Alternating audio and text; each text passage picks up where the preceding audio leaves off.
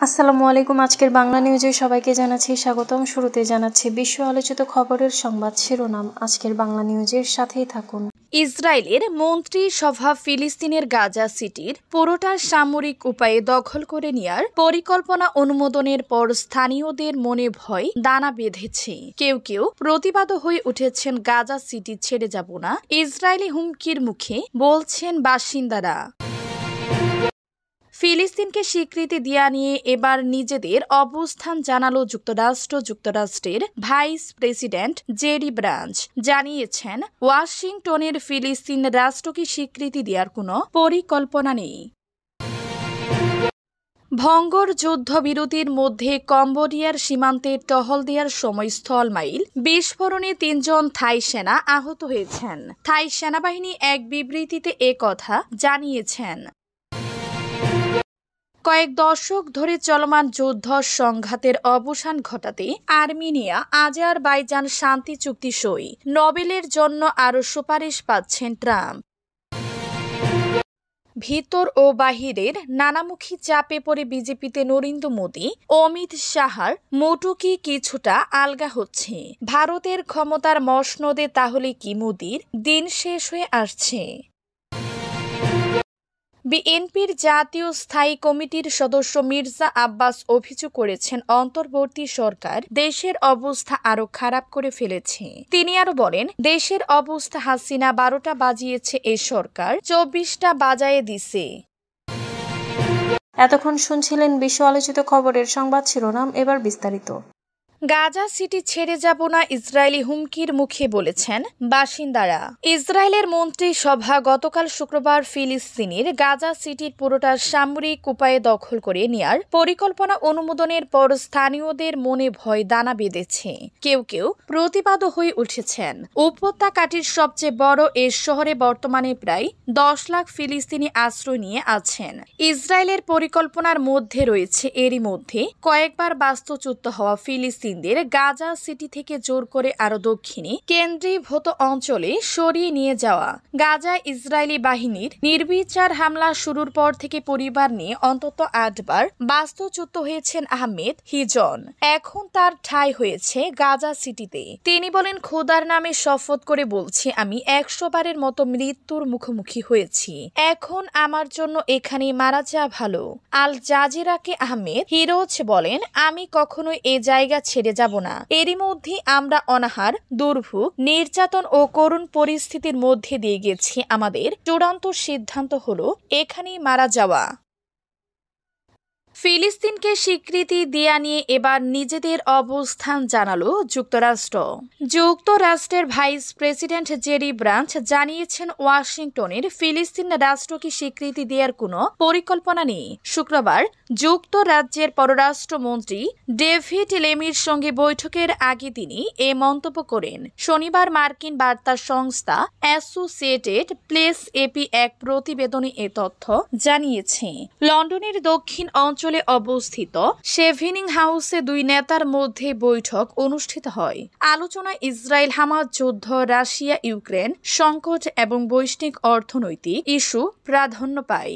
Britain এর আগে জানায়, গাজায় যুদ্ধ বিরতিতে ইসরায়েল রাজি না হলে আগামী সেপ্টেম্বরে তারা ফিলিস্তিন রাষ্ট্রকে স্বীকৃতি দিতে পারে। এই প্রেক্ষিতে ব্রাঞ্চ বলেন, গাজায় কার্যকর সরকার না থাকায় এমন স্বীকৃতির মানে কি হবে তা আমি বুঝতে পারছি না। এছাড়া ইসরায়েলের গাজা নগরী দখলের পরিকল্পনা সম্পর্কে প্রেসিডেন্ট ডোনাল্ড ট্রাম্প আগে থেকে জানতেন কিনা এমন প্রশ্নের জবাবে ব্রাঞ্চ মন্তব্য করতে অস্বীকৃতি জানান। তবে তিনি বলেন, ওই অঞ্চলে শান্তি প্রতিষ্ঠার কাজটা যদি সহজ হতো, অনেক আগে তা বাস্তবায়িত হতো। বৈঠকটি এমন এক সময় অনুষ্ঠিত হলো যখন ইউক্রেন ও গাজা যুদ্ধ নিয়ে যুক্তরাষ্ট্র ও যুক্তরাজ্যের মধ্যে মত পার্থক্য দেখা দিয়েছে। যুদ্ধবিরতির মধ্যে কম্বোডিয়া সীমান্তে স্থলমাইল বিস্ফোরণে 3 থাই সৈন্য আহত।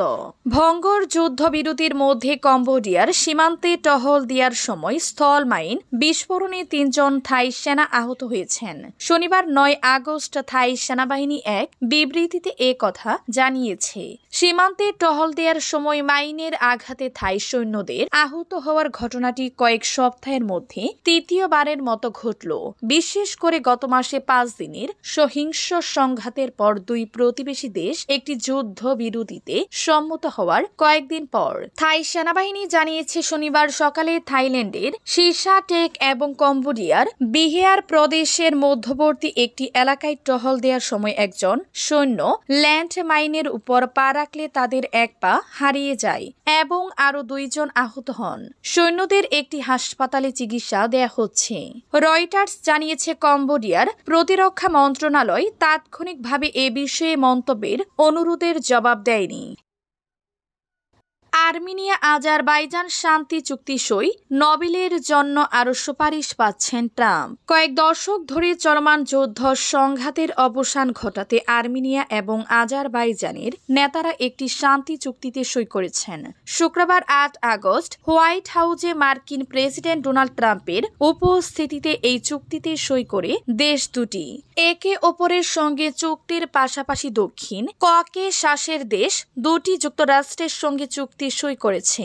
সেই সঙ্গে মার্কিন প্রেসিডেন্টের নাম নোবেল শান্তি পুরস্কারের জন্য সুপারিশ করবে বলে জানিয়েছে। ট্রাম্প বলেছেন, কৃত্রিম বুদ্ধিমত্তা সহ জ্বালানি, বাণিজ্য এবং প্রযুক্তিতে সহযোগিতা সম্প্রসারণের জন্য প্রতিটি দেশের সঙ্গে তার আলাদা আলাদা চুক্তি হয়েছে, তবে তিনি বিস্তারিত প্রকাশ করেননি।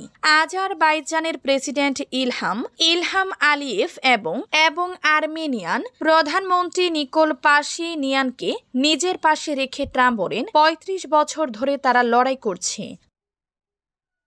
ভারতের ক্ষমতার মসনদে তাহলে কি মোদির দিন শেষ হয়ে আসছে? ভিতর ও বাহিরের নানামুখী চাপে পড়ে বিজেপিতে নরেন্দ্র মোদী অমিত শাহর মুঠো কি কিছুটা আলগা হচ্ছে।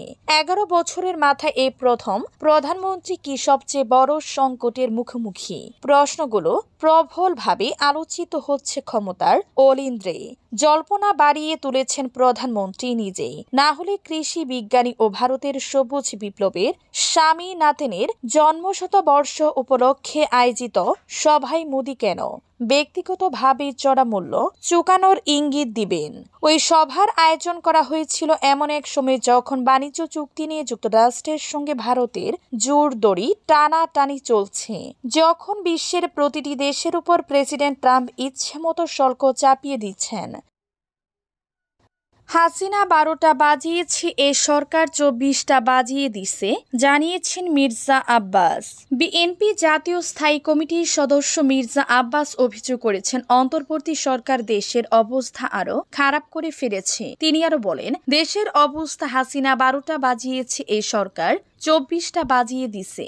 আজ শনিবার বিকেলে জাতীয়তাবাদী সামাজিক সাংস্কৃতিক সংস্থা জাসস আয়োজিত আলোচনা সভায় মির্জা আব্বাস কথা বলেন। গণ অভ্যুত্থানের 1 বছর পূর্তিতে রাজধানীর নয়াপল্টনে বিএনপি কেন্দ্রীয় কার্যালয়ের সামনে এ আলোচনা সভা ও সাংস্কৃতিক অনুষ্ঠানের আয়োজন করে জাসসের ঢাকা মহানগর দক্ষিণ শাখা। মির্জা আব্বাস বলেন, অনেক কিছু আছে বলার মতো, আমি এই মঞ্চে দাঁড়িয়ে আমার এই অবস্থান থেকে কথাগুলো বলতে পারছি না।